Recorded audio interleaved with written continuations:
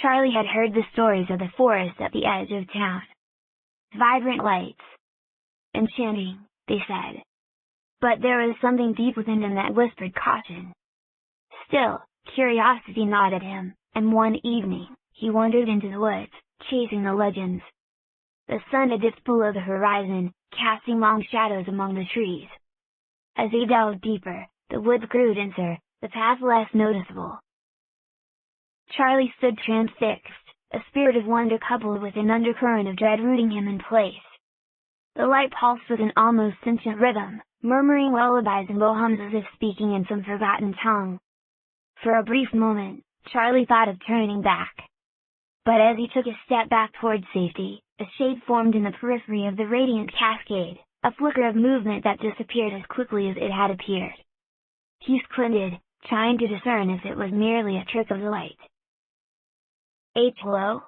Charlie called out, his voice wavering. Silence answered. He steeled himself a bit and moved closer.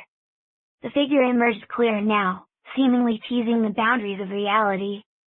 It looked like a child but not, an exaggerated version, almost cartoonish in appearance with an unnaturally large smile plastered across its face. Every instinct in Charlie's body screamed at him to run, but his legs refused to obey. The figure's mouth stretched wider, morphing into a gaping maw. The lights flared brighter now, consuming the surroundings, and an overwhelming sense of dread pressed against Charlie's eyes squared Beta Negation Beta's chest, constricting his breath. Suddenly, the lights dimmed. A force yanked Charlie backward, pulling him into the darkness of the grove. He landed hard on the ground, his vision swimming with spots as he lay gasping for air. When he finally managed to sit up, the forest had returned to its natural state. Silent. Dark. Save for the moonlight piercing through the canopy. Dazed and terrified, Charlie stumbled to his feet, every bone in his body aching with unspoken terror. He staggered back home, never glancing over his shoulder, lest the predatory memory of the figure chase him into madness. Days turned to weeks, and the incident faded until it felt almost dreamlike. Charlie vowed never to speak of it, but the event had left an indelible scar on his psyche. Years later, as Charlie was flipping through an old family photo album, he stumbled upon a picture taken long ago. There, in the background, was the very same woods.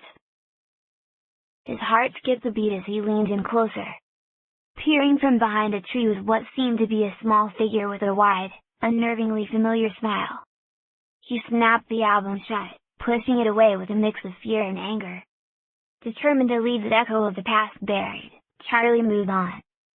He never set foot near those woods again, nor spoke of the eerie radiance and the figure that lived within it.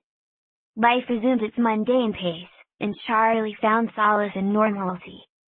Yet, every so often, as he drifted into sleep, he'd see those lights, feel the pull, and hear the haunting lullabies of the forgotten tongue. But come morning, the whispers would fade, leaving only the echo of a nightmarish memory that blended with the ethereal glow of a childhood curiosity left in the shadows. In the end, Charlie lived out his life in peace, his faith in reality relatively restored, always haunted but never overtaken by the cryptic night in the forest. And the woods? They kept their secrets, the lights swirling in their spectral dance, waiting for the next curious soul.